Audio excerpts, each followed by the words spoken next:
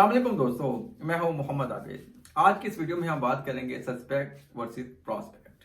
Suspect क्या होता है और प्रोस्पेक्ट क्या होता है। आई रिमेंबर जब मैंने इंश्योरेंस इंडस्ट्री को ज्वाइन किया और मुझे पहली ब्रांच मिली तो मुझे जो पहला मैसेज मिला था वो ये था कि जनाब वो सामने फ्लोर है, उस पर खड़े हो जाएं, जितने कस्टमर भी आते हैं उनकी डिपॉजिट्स भी फिल करें और उनसे अब अपनी प्रोडक्ट की बात कर सकते हैं।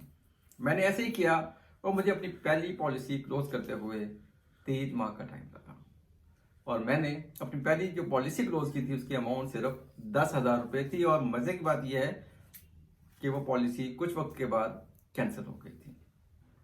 Then I realized there is something wrong. तो मुझे बड़ी शिद्दत से एहसास हुआ कि मैं कुछ तो ऐसा है जो ठीक नहीं कर पा रहा हूं। फिर मैंने सस्पेक्ट और प्रोस्पेक्ट में फर्क समझा।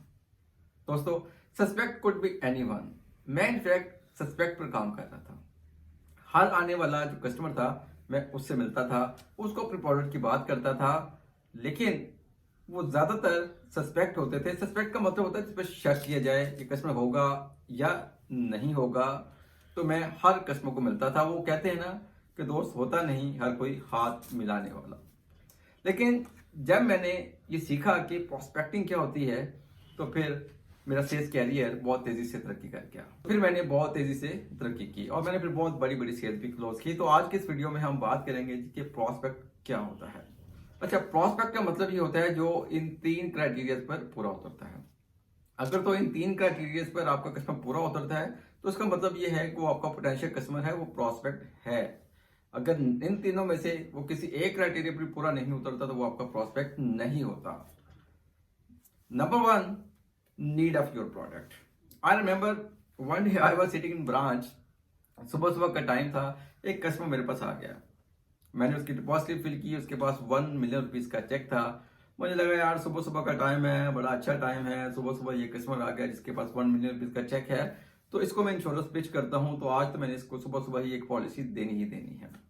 मैंने उस कस्टमर को इंश्योरेंस पॉलिसी की तफसील बताना शुरू की, पिच करना शुरू किया और उसमें साथ साथ डिपॉजिट स्लिप फिल की। उसको बताया कि सर 1 मिलियन रुपीस है आपके पास, 9 लाख अपने अकाउंट में रखें और 1 लाख से आप अपने बच्चों के लिए इंश्योरेंस का प्लान ले लें। देखिए सर, अगर आप ना रहे तो आपके बच्चों को 10 लाख रुपया मिलेगा और अगर आप ना रहे तो हम आपके बच्चों का एजुकेशन जो है वो इंश्योरेंस कंपनी उसका खर्चा जो है वो पूरा करेगी।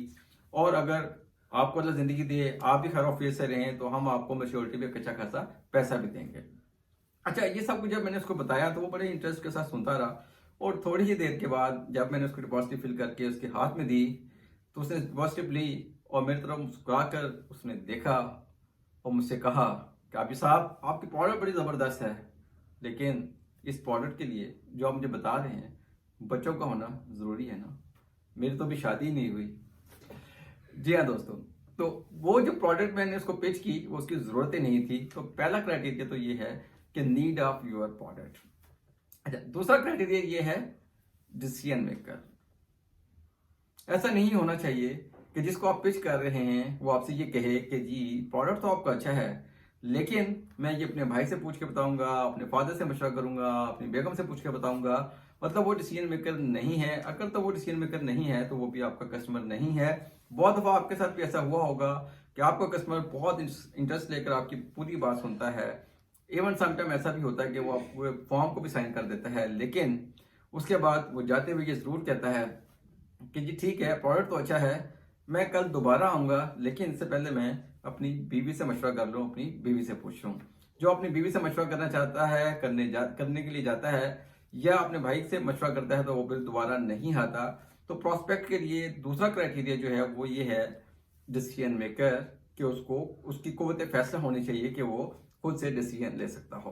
नंबर 1 था जी need of your product and number 2 is decision maker and number 3 is most important have funds, कि उसके पास आपकी प्रोडक्ट को परचेज करने के लिए पैसा भी होना चाहिए। आई रिमेंबर अगेन, एक दफा मेरे पास एक कस्टमर आए और उन्होंने 5 लाख की पॉलिसी साइन कर दी। एट दैट टाइम जो है 5 लाख की पॉलिसी एक बड़ी पॉलिसी होती थी, एक बहुत बड़ा नंबर होता था। तो आई वाज सुपर एक्साइटेड कि यार 5 लाख का नंबर क्लोज हो गया आज। लेकिन साइन करने के बाद, पूरा फॉर्म फिल करने के बाद उसने मुझे कहा कि जी मैं अभी अब्रॉड जा रहा हूँ तो 10 दिन के बाद मेरे पैसे आएंगे, तो आप मेरे पैसे मेरे अकाउंट से ले लीजिएगा। वो 10 दिन आज तक नहीं आए। जो भी कस्टमर आपको ये कहता है कि जी मैं ये फलां टाइम पे पैसा दूंगा, 10 दिन के बाद, महीने के बाद पैसा आ जाएगा, तो मुझे ऐसा लगता है जी वो भी आपका प्रोस्पेक्ट नहीं है। There might be a chance कि ऐसा हो जाए सम टाइम, लेकिन इंश्योरेंस या कोई भी पॉलिसी आप उस वक्त ही बेचते हैं जो कि देन एंड देयर हो जाती है। जब भी कस्टमर आपके पास आपके सामने है, अगर तो एग्री है, डिसीजन मेकर भी है, उसके पास पैसा भी है, वो तो सेल आपकी क्लोज हो जाती है। बट अगर उसमें कुछ डिले आता है तो फिर देयर आर चांसेस कि वो नहीं होगी। तो दोस्तों, प्रोस्पेक्ट्स के लिए इन 3 क्राइटेरिया पर पूरा उतरना बहुत जरूरी है। Number 1, need of your product, and number 2, decision maker, number 3, have funds. Customer को आपकी प्रोडक्ट की जरूरत होनी चाहिए, वो डिसीजन मेकर हो, और उसके पास पैसा भी होना चाहिए।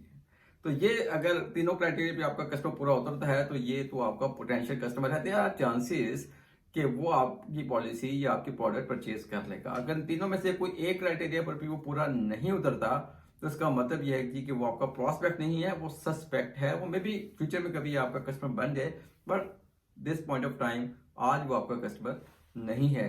तो इन 3 क्राइटेरिया पर पूरा उतरना बहुत जरूरी है।